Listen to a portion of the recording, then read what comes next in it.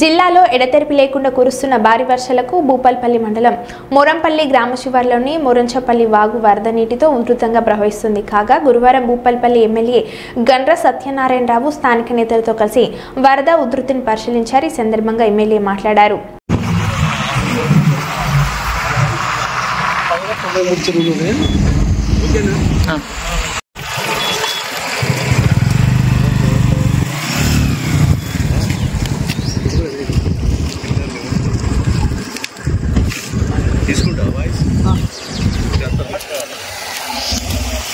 అధిక వర్షాలతో ఈ యొక్క మోరంచె వాగు మీద మోరంచెపల్లిలో ఉన్నటువంటి బ్రిడ్జి ముందు 93 చెరువులు ఉన్నాయి. ఆ 93 చెరువులు కూడా మొత్తము మత్తడి పడ్డాయి. అవన్నీ కూడా ఓవర్ఫ్లో అవుతున్నది.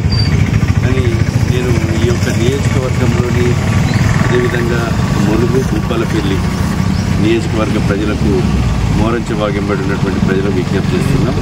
ఈరోజు రేపు ఎల్లుండి కొంచెం జాగ్రత్తగా ఉండాలి.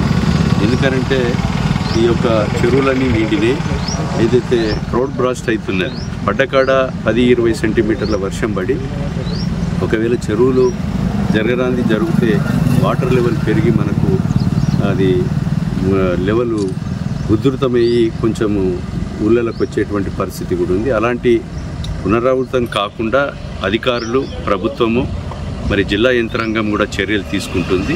కనుక ఎందుకైనా మత్స్య కార్మికులు చెరువులలో పోయేటువంటి మత్స్య కార్మికులు కానీ అదేవిధంగా ఇంకా బయటికి వచ్చేటువంటి వ్యక్తులు కూడా జాగ్రత్త వహించేసి మీ ఇళ్లలో ఉండి పనులు చూసుకొని ఇవాళ రేపు కొంచెం జాగ్రత్తగా ఉండాలని ఈ ప్రాంత ప్రజలకు విజ్ఞప్తి చేస్తున్నాం.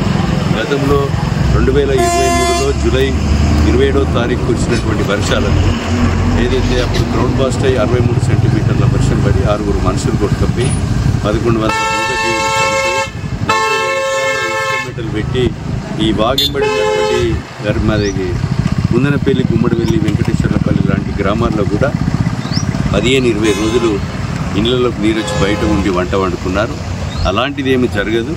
కానీ మనం జాగ్రత్తగా ఉండాలని ఈ ప్రాంత ప్రజలకు నేను విజ్ఞప్తి చేస్తున్నాను.